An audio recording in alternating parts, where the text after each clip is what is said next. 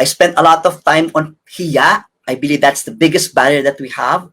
The others are pakikisama and bahala na and amor propio. I'll touch on them very briefly. We can't lead people well if we are always driven by pakikisama. We will always prioritize feelings.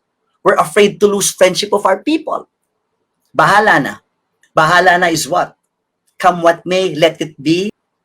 But I believe God helps those who help themselves. And if it's meant to be, it's up to me.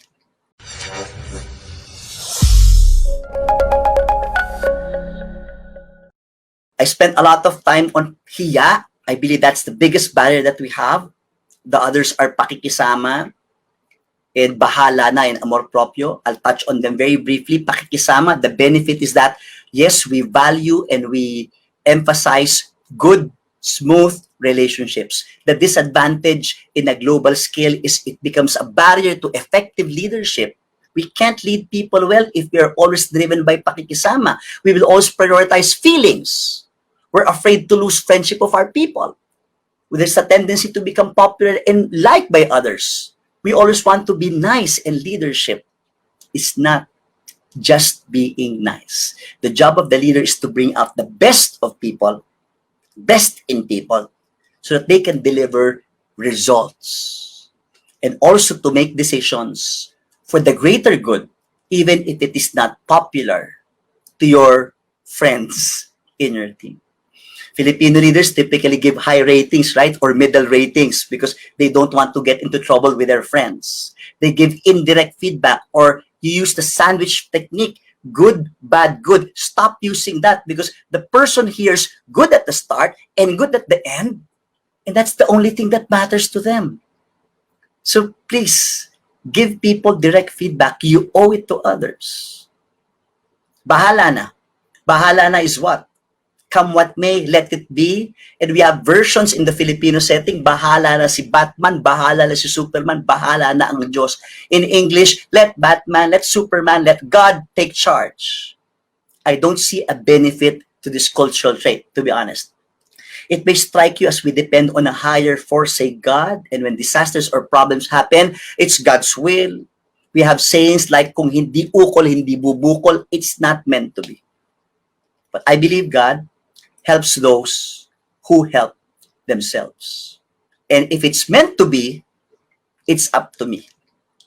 Bahala na makes us dependent on someone else, stops us from being proactive, planning for the future, and preventing lapses.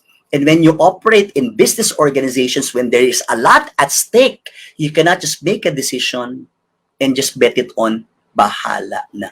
Where our North American, European counterparts, and Australian partners are focused on results and don't want to leave a lot to chance. The worst part is when all of these are combined with amor propio, the last cultural value that I'll talk about. Amor propio is the Filipino pride. Yes, a very deadly combination when overdone with hiya. Hiya is you don't want to speak up, you're afraid of making a mistake, yet you are full of pride, you don't want to admit it. As I wrap up this short talk with you, I could say more about this and go on and on. The title of this talk, again, is The Making of the Global Pinoy. Despite of everything that's happening in our country, despite of what other nations would say about us, I'm a proud Filipino. We provide the world's workforce. I challenge every single one of you Pinoys out there, retain the positive cultural traits that we have, and at the same time, cast away the unhelpful side of our overdone cultural values and traits. Think global, speak global, and act and react in a global way, where we can fulfill that vision. We will not just be recognized as the world's supplier of workforce, but will also be, sooner or later, an influencer, a strong driver, strong people manager, and business leader in a global environment. It's been my passion to share lessons of working with other nationalities to you. Yes, I believe we can do it. We can move on to that next level of being the global Pinoy. Help me, please, with this advocacy. Hi, this is Louis Banta, CEO and Chief Consultant of LJMB. Thank you for watching my webinar, and to watch more videos like this, click subscribe and hit the bell icon down below. If you like this video, please give it a thumbs up, comment down below, and share it to others.